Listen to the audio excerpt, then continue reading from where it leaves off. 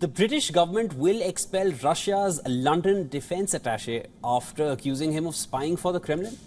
Now, in a statement in the House of Commons, Home Secretary James Cleverly branded the diplomat a quote-unquote undeclared military intelligence officer and said that he is being expelled as part of a wider clampdown on maligning activity hinting at Russian Federal Security Service.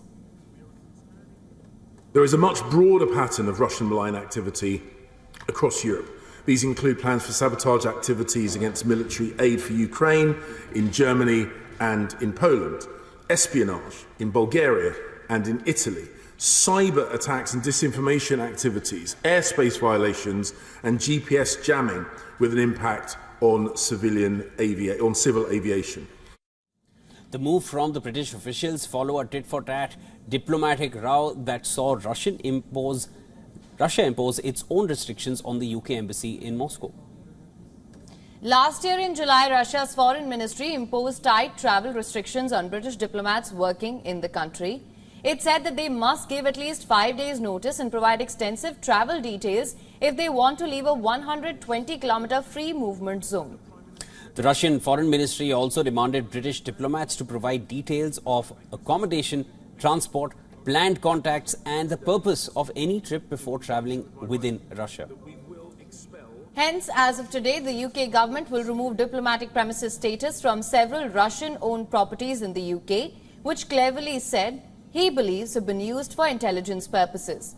The government also plans to cap the length of time Russian diplomats can spend in the UK as part of new restrictions on Russian diplomatic visas.